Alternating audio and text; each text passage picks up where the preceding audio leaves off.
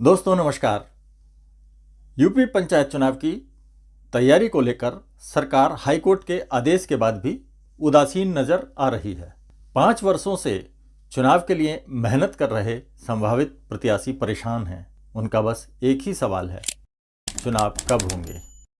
पर अब उन्हें चिंता की ज़रूरत नहीं है। वो इसलिए क्योंकि पंचायत चुनाव समय से हों और पूरी तैयारी कायदे से हो, इसके लिए अधिवक्ता मोतीलाल यादव मुस्तैद हैं।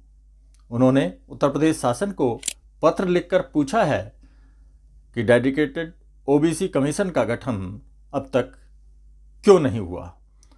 समय से आयोग का गठन नहीं हुआ तो पंचायत चुनाव की अधिसूचना समय से कैसे जारी होगी। अब अगर ओबीसी कमीशन सरकार बनाएगी तो स्वाभाविक है कि पंचायत के चुनाव समय से नहीं हो पाएंगे, क्योंकि इसमें बहुत ही कठिन प्रक्रिया से गुजरना पड़ता है। ट्रिपल टेस्ट होता है, रैपिड सर्वे होता है जनसंख्या के आधार पे, फिर ओबीसी, एससी और महिला रिजर्वेशन सीटें डिक्लेयर की जाती हैं।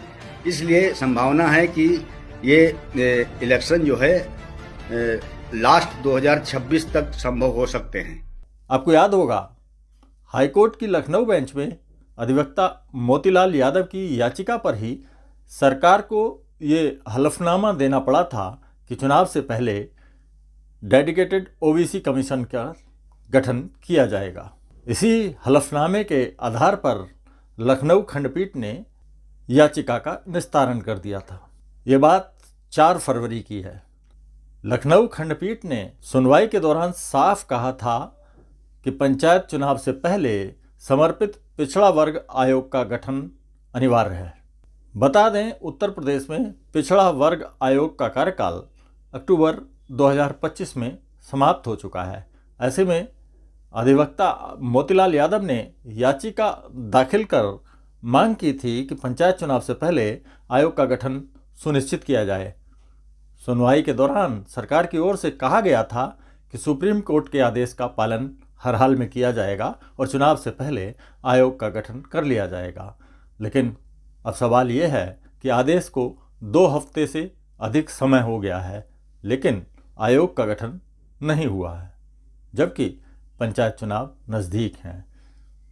याचिकाकर्ता ने चेतावनी दी है कि अगर 15 दिन के भीतर आयोग का गठन नहीं किया गया तो अवमानना याचिका दाखिल की जाएगी। अब देखना होगा कि सरकार कब तक आयोग का गठन करती है और क्या तय समय पर पंचायत चुनाव हो पाएंगे या नहीं।